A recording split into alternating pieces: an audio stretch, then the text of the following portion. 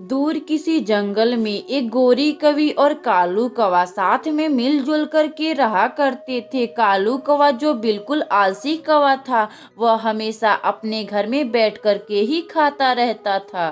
गोरी जी, मुझे बहुत जोरों की भूख लगी है। आप मेरे लिए दाने ला दीजिए, मुझे सचमुच बहुत जोरों की भूख लगी है। कालू जी, आपको कितनी भूख लगती है? अभी तो कुछ ही समय पहले आप मिठाई खाए थे। गोरी जी, मुझे फिर से बहुत जोरों की भूख लग गई है। आप जाइए किसी पक्षी का खाना चुरा लाइए। गोरी कवि फिर अपने पति कालू कौवा के लिए खाना ढूंढने चली जाती है। तभी उसे रास्ते में उल्लू का घर दिखाई देता है। गोरी कवि उल्लू के घर जाती है। उल्लू उल्लू, मेरे पति कालू जी को भूख लगी है, कुछ खाने के लिए मुझे दे दो, वरना मैं तेरा भोजन चुरा ले जाऊंगी। मैं भी देखता हूँ कि तुम मेरा यह भोजन कैसे चुराती हो। उसी समय उल्लू और गोरी में बहस हो जाती है। गोरी कवि फिर अपने घर आती है और पूरी बात अपने पति कालू कवि को बताती है। कालू जी, गजब हो गया, आपका खौफ जंगल में खत्म हो गया। गोरी जी, क्या गजब हो गया, मुझे तो कुछ समझ भी नहीं आ रहा।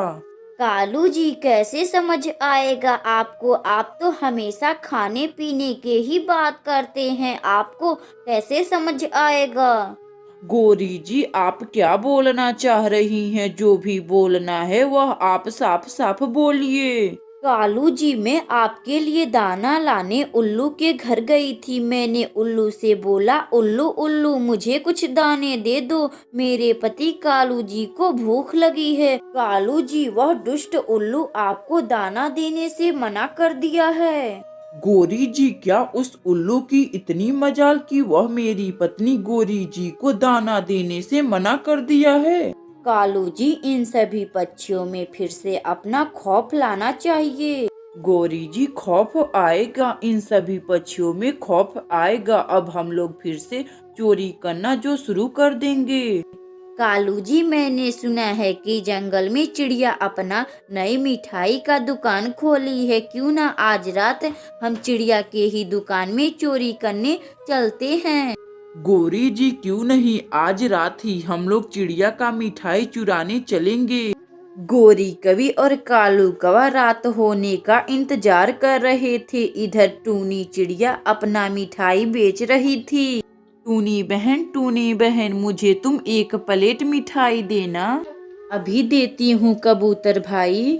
टूनी चिड़िया जंगल में अपना मिठाई बेच रही थी। शाम हो जाती है। इधर गोरी कवि और कालू कौवा रात होते ही टूनी चिड़िया का मिठाई चुराने निकल जाते हैं। टूनी चिड़िया रात में सोई हुई थी। गोरी कवि और कालू कौवा चिड़िया का मिठाई चुरा कर अपने घर लाते हैं। गोरी जी, मजा ही मजा आ गया, हमने चिड़िया का मिठाई आज चुरा लिया है। कालू जी, मुझे भी बहुत अच्छा लगा, हम लोग चिड़िया का मिठाई चुराए हैं, जो आपका अब खौफ चलने वाला है। अगली सुबह टूनी चिड़िया देखती है कि उसका मिठाई चोरी हो गया है। उसका मिठाई किसी पक्षी ने चुरा लिया है। तो वह समझ जाती है कि यह काम गोरी और कालू की है, सिवा उसके कोई पक्षी यह काम नहीं कर सकता। फिर टूनी चिड़िया जंगल में कालू और गोरी के पास जाती है। कालू और गोरी, क्या तुमने मेरी मिठाई चुराई है? कालू कौवा टूनी चिड़िया का बात सुनकर वह सोचता है कि क्या इस चिड़िया को शक हो गया है और वह झूठ बोल देता है।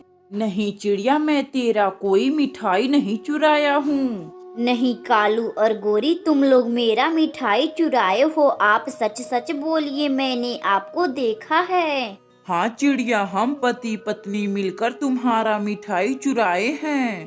कालू, आपने मेरी मिठाई क्यों चुराई? आप मुझसे मिठाई मांगते तो मैं आपको ढेर सारी दे देती। कालू और गोरी, चोरी करना बहुत बुरी बात है। हाँ चिड़िया, मुझे माफ कर दो, अब मैं किसी के घर से चोरी नहीं करूँगा।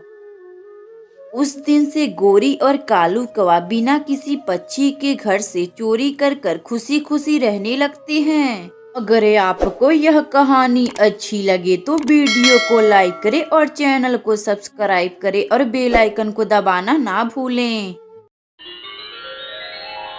जंगल में चारों तरफ हवा ही चल रहा था। कालू कौवा और गोरी कौवा बैठे हुए थे। बरसात का मौसम चल रहा था।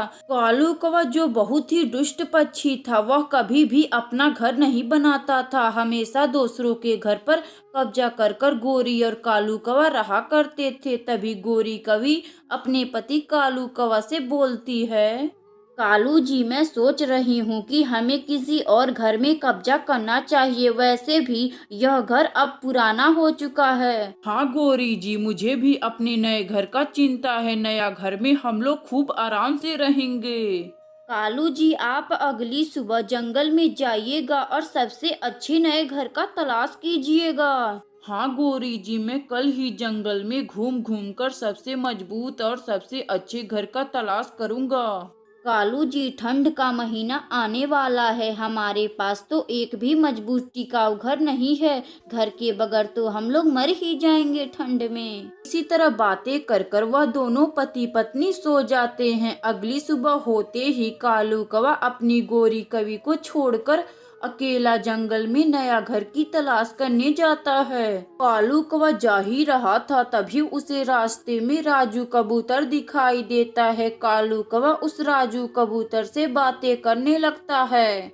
अरे कालू, तुम कल के बरसात में बच गए हो। कल तो बहुत जोर जोर से बारिश आ रही थी। मुझे तो मेरे घर में बहुत ही ठंड लग रही थी। तुम क्या बोलना चाह रहे हो राजू कबूतर कि मैं मर जाऊं? अगर मैं मर जाऊंगा तो मेरी पत्नी गोरी कौवी का ख्याल कौन रखेगा?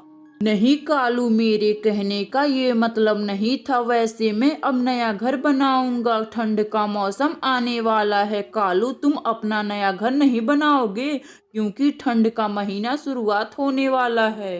राजू कबूतर, मैं भी बनाऊंगा, अपना नया घर बनाऊंगा। इसीलिए मैं जंगल में सामान ढूंढने जा रहा हूँ। कालू कौवा राजू कबूतर से झूठ बोल देता है और वहां से चला जाता है। तभी रास्ते में कालू कौवा जा ही रहा था, तभी उसे उल्लू सेठ का नया घर दिखाई देता है जो एकदम पक्के का बना था। फिर कालू कौवा उल्लू के पास जाता है और उससे बोलता है, उल्लू उल्लू, मेरे लिए भी एक पक्के का घर बना दो। मुझे भी नया घर चाहिए। मुझे घर बनाने नहीं आता है। मैं क्यों बनाऊं तुम्हारा घर? तुम अपना घर खुद बनाओ। कालू कौवा फिर उल्लू के घर से वापस सीधा अपने घर आता है और पूरी बात अपनी पत्नी गोरी कौवी को बताता है। गोरी जी, जंगल में सभी लोग नए घर बनाने के लिए लगे हैं। राजू कबूतर बोल रहा था कि मैं इस साल पक्के का घर बनाऊंगा। बनाने दीजिए उन लोगों को नया घर। कालू जी, ठंड का मौसम आते ही हम लोग किसी पक्षी का घर छीन लेंगे। हाँ गोरी जी, मुझे सबसे ज्यादा उल्लू का घर पसंद आया है। उसका घर बहुत ही अच्छा लगा मुझको। ठीक है कालू जी, इस बार हम लोग उल्लू का घर ही छीन लेंगे। इसी तरह कुछ दिन गुजर जाते हैं। अब ठंड का मौसम आ गया था।